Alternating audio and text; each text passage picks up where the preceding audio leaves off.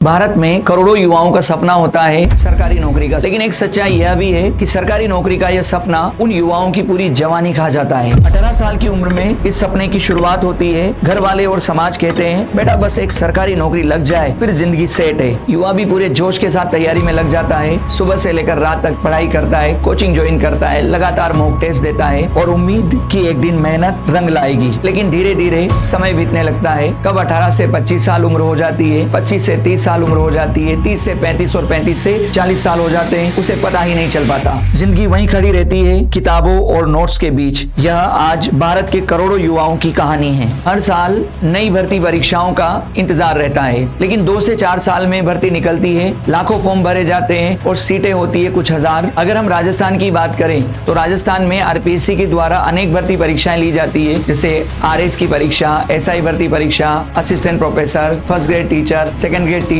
कई परीक्षा इनके द्वारा ली जाती है। अगर हम बात शिक्षक भर्ती परीक्षाओं की करें तो फर्स्ट ग्रेड के लिए 8 लाख से ज्यादा फॉर्म भरे जाते हैं। पद होते हैं 2 से 3 हजार। सेकंड ग्रेड की भर्ती परीक्षाओं की अगर आप देखोगे तो उसमें 10 से 12 लाख फॉर्म भरे जाते हैं। पद की संख्या 4 से 5 हजार होती है और ये सिलसिला लगातार चल रहा है। एसआई भर्ती परीक्षा का तो आप पूछे ही मत। ये तो परीक्षा कब होगी, भर्ती कब होगी, इसका कोई ठिकाना नहीं रहता है। इसमें भी लाखों की संख्या में फॉर्म भरे जाते हैं और वैकेंसी के नाम पर कभी 500 वैकेंसी तो कभी 600 वैकेंसी के आसपास आती है।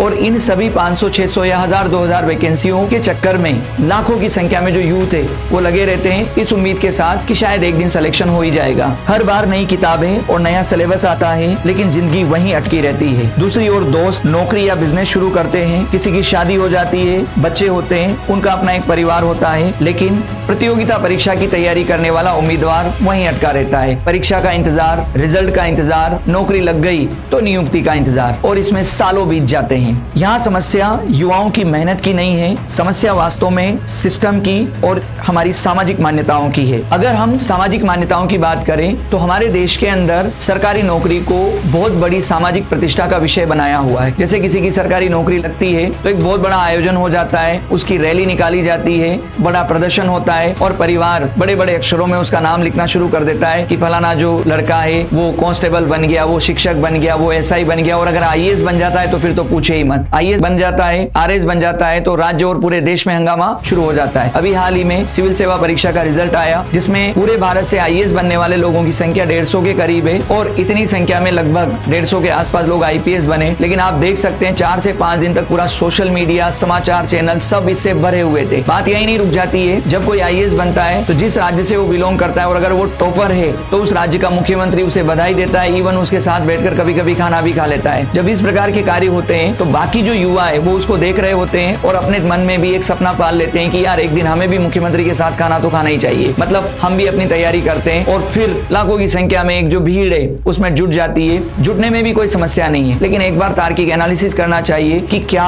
हम वो कार्य कर सकते हैं, क्या हम वो परीक्षा क्वालिफाई कर सकते हैं। तो कहीं ना कहीं हमारी जो सामाजिक व्यवस्था और हमारी जो पॉलिटिक्स है, खासकर इसमें जो लोग इन्वॉल्व है, वो भी इसके लिए जिम्मेदार है और वो बहुत बड़ा इसको प्रश्न बनाते हैं, प्रतिष्ठा का प्रश्न। हालांकि प्रतिष्ठा में जैसी कोई बात से कोई समस्या नहीं है। समस्या इस बात से है कि यार जब आप इसको इस लेवल पर जाकर प्रचारित करते हो तो कई लोग जिनको नहीं पता है, जो नहीं समझ रखते इन चीजों की, वो भी आपके इस ट्रैप में फंस जाते हैं और फिर वो अपनी पूरी की पूरी जो जवानी है वो कब खराब कर देंगे उनको पता भी नहीं चल पाता है। तो पहली जो बात है वो समाज की है, दूसरी जो बात है वो है सिस्टम की है। हमारा जो ये सिस्टम है, इस सिस्टम के 2 अंग है, एक अंग है सरकार और दूसरा अंग है ये प्रतियोगिता परीक्षाएं लेने वाली एजेंसियां। अगर मैं सरकार की बात करूं तो सरकार बहुत हद तक युवाओं के इन सपनों की हत्या की जिम्मेदार है। क्यों जिम्मेदार है? सरकार के द्वारा समय पर भर्तियां नहीं करवाई जाती है। आप ये पाएंगे अधिकांश राज्यों की, मैं केंद्र की बात नहीं कर रहा है, केंद्र में यूपीएससी और अन्य जो संस्थाएं हैं उनके द्वारा समय समय पर परीक्षाएं करवा ली जाती है, लेकिन अगर राज्यों की देखोगे आप तो कमोबेश सभी राज्यों की ये स्थिति है कि पहली बात समय पे भर्तियां नहीं होती है।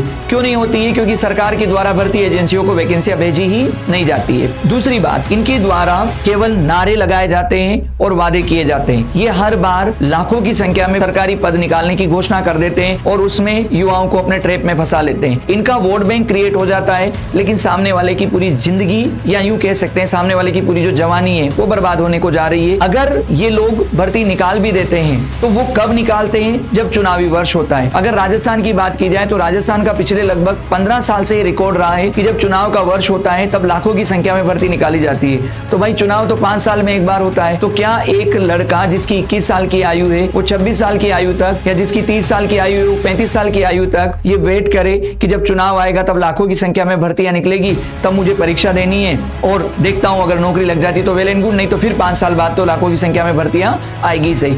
तो सरकार से भी बड़ी जिम्मेदार जो है वो भर्ती करने वाली एजेंसियां हैं, जैसे राजस्थान के अंदर आरपीएससी और अधीनस्थ सेवा चयन बोर्ड। ये एजेंसियां वर्तमान समय में इतनी निकम्मी और नाकारा हो चुकी है कि इनको पता ही नहीं चल पा रहा है कि ये राजस्थान के युवाओं का भविष्य बर्बाद कर रहे हैं। कैसे बर्बाद कर रहे हैं? सबसे पहली बात, जो भर्ती एजेंसियां हैं वो समय पर परीक्षा नहीं करवा पाती है। टाइम टेबल जारी कर देते हैं, कैलेंडर जारी कर देते हैं, लेकिन इनका रिकॉर्ड रहा है कि हर बार ये कैलेंडर में परिवर्तन करते रहते हैं। कहते ये हैं कि हम यूपीएससी की तर्ज पर सब कर रहे हैं, तो नालायकों यूपीएससी तो 10 से 12 महीने के भीतर सिविल सेवा परीक्षा का प्री मेंस और इंटरव्यू सब ले लेता है। तुम लोगों से 2-2 साल तक सिविल सेवा परीक्षा निपटाई नहीं जाती है। ये लोग जब भर्ती परीक्षा ले भी लेते हैं तो टाइम से इनसे रिजल्ट नहीं निकलता है। चाहे आप स्कूल लेक्चरर की परीक्षा ले लो, असिस्टेंट प्रोफेसर की परीक्षा ले लो, सेकंड ग्रेड की परीक्षा ले लो, 6 महीने 8 महीने तक रिजल्ट नहीं निकाला जाता है इन लोगों से। तो समझ में नहीं आता है कि यार तुम लोग उस ओएमआर शीट के साथ कर क्या रहे हो। अगर परीक्षा तुम लोगों ने ले ली है, आंसर की निकाल दिए, तो फिर 2 से 3 महीने में रिजल्ट निकालो और फ्री करो उस लड़के को या लड़की को जो उसमें इन्वॉल्व है। वो बेचारे अटके रहते हैं, परीक्षा का परिणाम आएगा, देखते हैं क्या होता है। ना वो आगे की तैयारी कर पाते हैं, ना वो ये सोच पाते हैं कि यार नहीं है इस बार होता है तो इसको छोड़ते हैं और कुछ और काम करते हैं। तो ये महीनों तक, कभी कभी तो सालों तक रिजल्ट नहीं निकालते, कुंडली मारकर बैठ जाते हैं ओएमआर शीट और इनकी कॉपियों पर। पता नहीं इनका ये लोग क्या करते हैं। इनकी एक और कमी ये है कि जब ये परीक्षा ले भी लेते हैं तो कई बार ये देखने को आता है कि सिलेबस प्रॉपर तरीके से डिजाइन नहीं किया जाता है। परीक्षा के जो प्रश्न पत्र डिजाइन किए जाते हैं या प्रश्न पत्र बनाए जाते हैं वो परीक्षा की आवश्यकता या उस लेवल का नहीं बनाया जाता है जिस लेवल की आप भर्ती कर रहे हो। ये एक बहुत बड़ी समस्या अपने राज्य के अंदर है और उसका परिणाम ये होता है कि पद खाली रहते हैं। परीक्षाएं होती है, लाखों की संख्या में लोग उनमें बैठते हैं, लेकिन आप देखोगे कि अगर 20 पद भी आ रहे हैं तो 10 खाली रह रहे हैं। 200 पद आ रहे हैं तो कुछ परीक्षाओं में तो ऐसा है कि 200 में से 2-3-4 पद ही भरे जा रहे हैं, बाकी पूरे के पूरे पद खाली रह रहे हैं। अब इसका जिम्मेदार कौन है? सरकार और ये एजेंसियां डाल देती हैं कि तैयारी करने वाले लोग नालायक हो गए, उनको शायद कुछ नहीं आता है इसलिए पद खाली रह रहे हैं। पर सच्चाई ये नहीं है। इनके द्वारा प्रश्न पत्र तार्किक तरीके से डिजाइन ही नहीं किया जाता है और जब इनकी आलोचना की जाती है तो बोल देते हैं आप लोग तैयारी नहीं कर रहे हो। थोड़ा सोचो यार, अपने गिरेबान के अंदर झांको, सुधार करो। एक और इनकी कमी क्या है? पेपर लीक की समस्या। परीक्षा ले लेते हैं, पेपर लीक हो जाता है। पेपर लीक नहीं होता है तो जो भर्ती है वो कभी हाई कोर्ट तो कभी सुप्रीम कोर्ट में घूमती रहती है। मतलब एक भर्ती को पूरा होने में जो 6 से 8 महीने में पूरा हो सकती है उसे कभी कभी तो 6 साल भी लग जाते हैं। उदाहरण के लिए एसआई भर्ती परीक्षा 2020-21 की एसआई भर्ती परीक्षा है, अभी तक अटकी हुई है। निर्णय नहीं हो पा रहा है कि उसका क्या होगा। जिनकी नौकरी लग गई है वो बेचारे बने रहेंगे या उनको हटा दिया जाएगा। जिनका सिलेक्शन उस पेपर आउट की वजह से नहीं हुआ उनको फिर से दोबारा मौका मिलेगा या नहीं मिलेगा, कुछ भी तय नहीं है। 5 साल से ज्यादा का समय निकल गया है और 5 साल की वैल्यू इन लोगों को शायद समझ में ही नहीं आ रही है। 5 साल में काफी कुछ बदल चुका होता है। तो सरकार भी जिम्मेदार है, भर्ती एजेंसियां भी इसके लिए बहुत हद तक जिम्मेदार है जो अपनी जिम्मेदारी समझ नहीं रही है। यहाँ जरूरत इस बात की है कि जो प्रतियोगिता परीक्षा की तैयारी कर रहे हैं वो थोड़ा तार्किक रूप से सोचे, क्या उस परीक्षा को उनके द्वारा निकाला जा सकता है। एक बार अपने खुद के लेवल को एनालिसिस करें ताकि ये सरकार और इन एजेंसियों के ट्रैप में आप नहीं फंसे। सरकारी नौकरी में कोई समस्या नहीं है। सरकारी नौकरी वास्तव में भारत जैसे देश के अंदर रामबाण की स्थिति में रहती है कि एक बार नौकरी लग जाती है तो काफी कुछ बदल जाता है, लेकिन ये भी नहीं हो कि पूरा का पूरा जीवन ही इसमें खप जाए। जिन लोगों की सरकारी नौकरी लग जाती है जीवन में बड़े बदलाव आते हैं, लेकिन कितने लोगों की लग पाती है? सरकार कितने लोगों को नौकरियां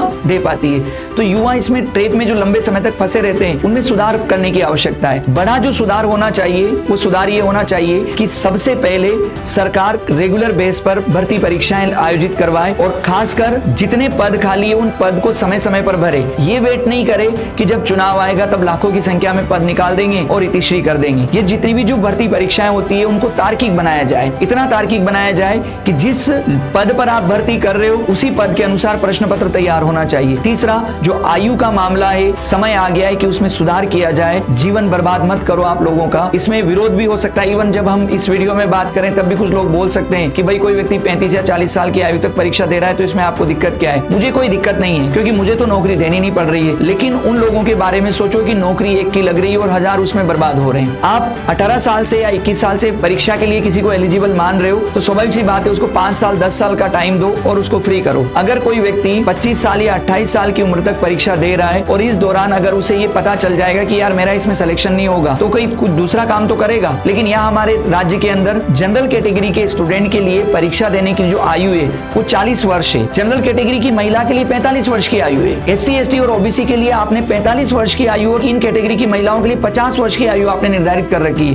ये तो सोचने वाली बात है। जीवन का 65 से 70% हिस्सा तो इसी में निकल जा रहा है कि चलो सरकारी नौकरी की तैयारी करते हैं, तो फिर जीवन में बचा क्या? तो तार्किक रूप से संशोधन करने की आवश्यकता है। 5 से 7 साल तैयारी करने का मिले, और ये नहीं है कि इसको आज का आज लागू किया जाए। आप आज नियम बना के उसको 5 साल 10 साल बाद लागू करो, ताकि जो अभी तैयारी कर रहे हैं उनको भी किसी प्रकार की दिक्कत नहीं हो। लेकिन जो आने वाली जो पीढ़ी है जो ये तैयारी करेगी, उसे पहले से ही पता रहेगा कि मुझे 21 साल की उम्र में प्रतियोगिता परीक्षा की तैयारी शुरू करनी है। 27, 28 या 30 साल की उम्र तक ही मेरे पास टाइम है, इसके बाद मैं इसके लिए एलिजिबल नहीं रहूंगा। तो वो तैयारी भी उसी तरीके से करेगा। और जब किसी को 25 से लेकर 30 साल की उम्र तक आते आते पता चल जाएगा कि अब मैं इस तैयारी के योग्य नहीं हूं या मेरा इसमें सिलेक्शन नहीं होगा, तो उसके पास पर्याप्त समय बचेगा दूसरा काम करने का। तो ये हमारे देश के अंदर जो सरकारी नौकरियों के चक्कर में जो युवाओं का जो जीवन बर्बाद हो रहा है, वो वास्तव में बहुत गलत हो रहा है। एक तरफ हम ये बोलते हैं कि भारत युवाओं का देश है, एक तरफ हम ये बोलते हैं कि हमारे पास जननांकी लाभांश या डेमोग्राफिक डिविडेंड है। तो दूसरी बात ये भी तो होनी चाहिए ना कि क्या हम इसका प्रयोग कर पा रहे हैं। कहीं ऐसा तो नहीं है कि एक बहुत बड़ा युवा का जो वर्ग है वो तो रील्स देखने में निकाल रहा है, और एक बहुत बड़ा दूसरा जो वर्ग है वो प्रतियोगिता परीक्षा की तैयारी करने में निकाल रहा है, और नौकरियों के नाम पर आप केवल चूरन बांट देते हो थोड़ा थोड़ा, और उससे कुछ होने वाला नहीं है। ऐसा भी नहीं है कि जितने लोग तैयारी कर रहे हैं उनमें से अधिकांश की जॉब लग जाती है, अधिकांश की नहीं लगती है, लेकिन लगे हुए हैं। तो एक टाइम मिलना चाहिए कि 5 साल 7 साल या मैक्सिमम 10 साल, यानी 21 से 30 साल। इसके बाद भाई आप एलिजिबल नहीं हो, आप दूसरा कोई काम करो, दूसरी कोई तैयारी करो, जो भी आप कर सकते हो प्राइवेट सेक्टर में या अपना खुद का बिजनेस, ताकि व्यक्ति अपना जीवन तो सेट कर सकेगा। लेकिन इधर 40-45 साल की उम्र तक लगा रहता है कि एक प्रकार का ट्रेप है जिसमें फंसाया जा रहा है, ताकि जो यूथ है वो लगा रहे सरकारी नौकरी की तैयारी करने में, और इधर सरकारें मलाई खाती रहे और अपना काम आसानी से कर ले, ताकि इनको किसी प्रकार की दिक्कत ना आए। सरकारी नौकरी की तैयारी गलत नहीं है, लेकिन अगर ये तैयारी आपकी पूरी जिंदगी या खासकर आपकी पूरी जवानी खा जाए, तो हमें सिस्टम से भी सवाल पूछना चाहिए और खुद से भी।